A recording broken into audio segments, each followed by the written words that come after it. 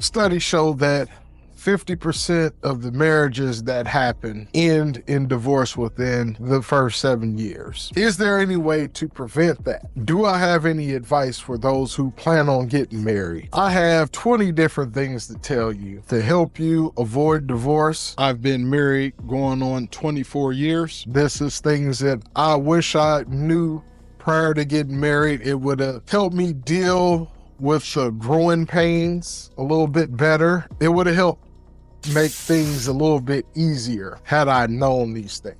And these are the things that I want to share with you. There are 20 different things that you should do before you get married. And here they go. Number one, you need to know yourself. The second thing that you should be able to do is you should have a solid answer and a good reason for why you want to get married.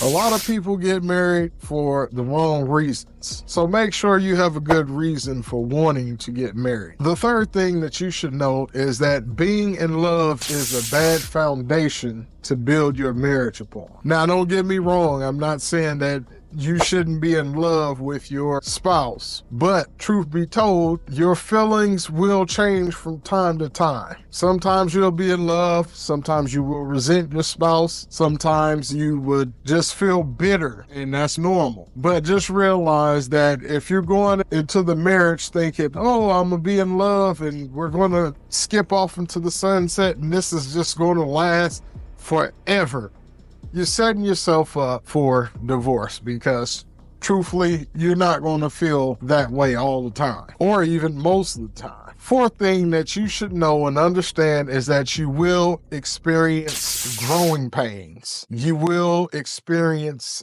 difficulty being married, and it will not be simple. Matter of fact, once the honeymoon is over, this is when the marriage kicks in. The fifth thing that you should do is make sure that you are spiritually compatible with your spouse. There are 13 major reasons why people end up getting divorced, and being spiritually incompatible with someone ranks number 7. The sixth thing you need to do is consider your spouse's family history. When they say that the apple does not fall too far from the tree, one of our greatest influences in life is our parents, whether they be present or absent. All right, the seventh thing to consider is very important. So please, please, make sure that your expectations are realistic. Some people expect to live happily ever after, and they don't realize what goes into a marriage. You want to make sure your expectations are in check. Check yourself before you wreck yourself. Not only that, you want to discuss your expectations with your future spouse. A lot of people have these expectations without even communicating what they expect to their spouse, and they wonder why their expectations are not being met. So communicate what you expect. The eighth thing that you need to do is focus on the marriage and not just on the wedding. A lot of people spend months and maybe even years planning a wedding, but don't put much into planning a marriage, and they wonder why they end up in divorce court. A lot of people end up in divorce court and they haven't even finished paying off the expenses that they used to fund their wedding. The ninth thing that you need to realize is that your spouse cannot make you happy. Happiness is something that you have to cultivate yourself.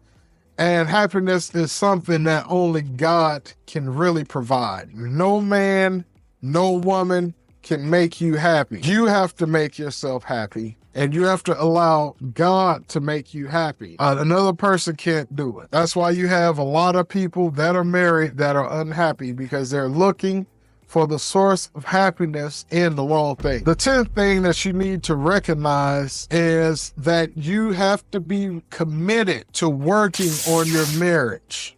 Marriage requires a lot of work, a lot of sweat, sometimes tears, hopefully no blood though. Have you ever heard the phrase, the grass seems greener on the other side? A lot of time people look at the greener grass, but they don't look at all the manure and all the stinky stuff and all the hard work that the person had to put into the grass to make it greener. Be ready to work on your marriage. Make the commitment to work on your marriage. The 10th thing that you need to know is that you will have disagreements and you will have arguments.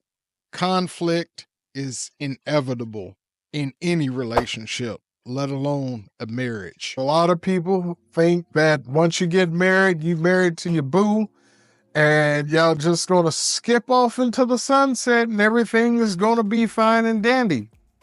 That person you see laying next to you and that person that you see in your mirror every day is imperfect. And when you have two imperfect people together, you have stress, you have drama, and all that kind of stuff. It's not going to be perfect. So recognize that once you plan on getting married, you plan on having disagreements, and sometimes you will have arguments. So don't be surprised. The 12th thing that you need to recognize is forgiveness is not a feeling. You ain't gonna feel like forgiving your spouse all the time. Sometimes you want them to feel the pain that you felt. Forgiveness will be required.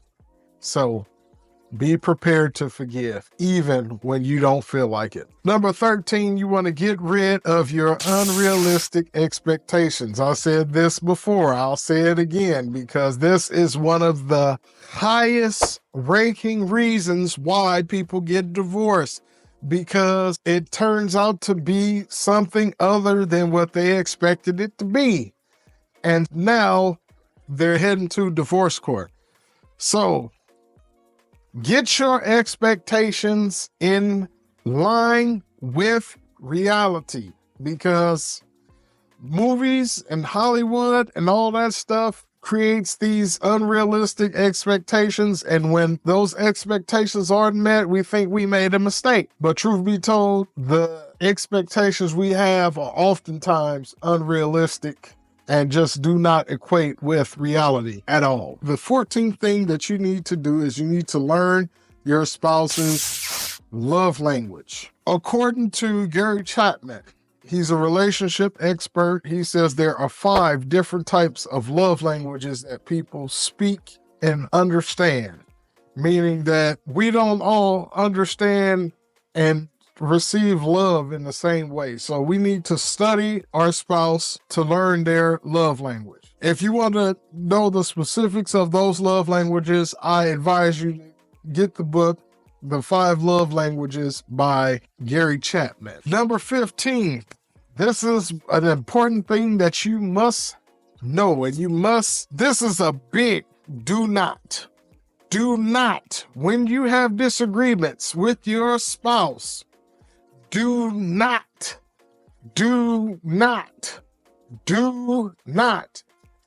vent to your relatives.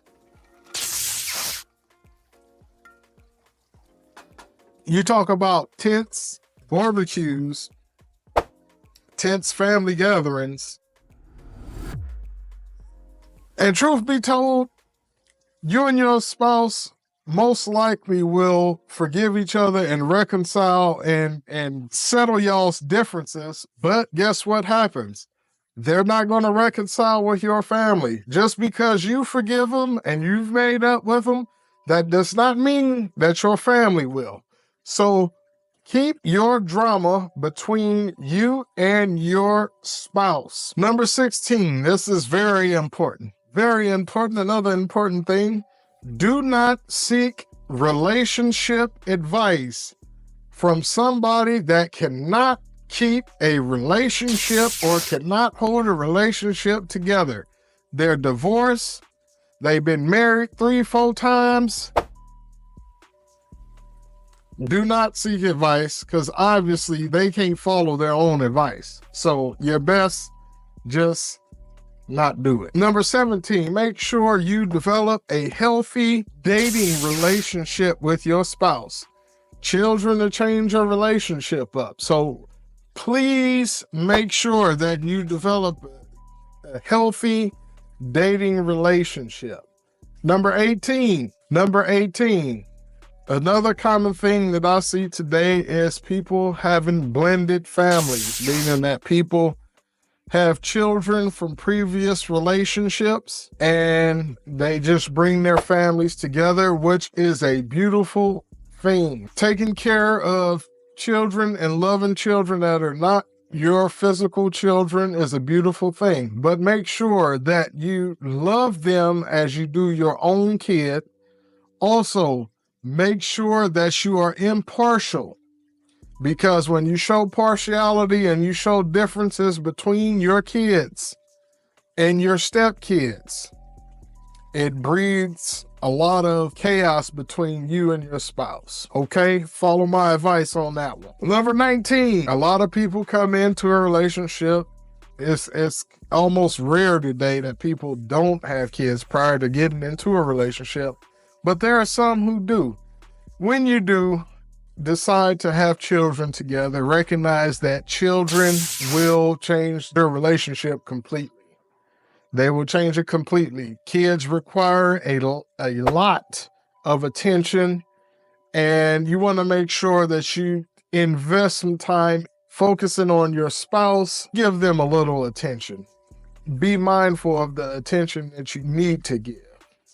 And number 20, don't ever go to bed angry. Try not to, at least. Try to settle your differences before you even go to bed. It's very important to get rid of your anger quickly and as soon as possible. If there's anything that other married people could add or any questions you might have, feel free to make a comment below. I want to ask, if you found any value in this video, consider subscribing to the Truth Be Told Project. God loves marriages, and that's one of the first institutions that he designed. And I believe if you follow these 20 steps, you're on your way to having a good marriage. I want to thank you for watching. Peace.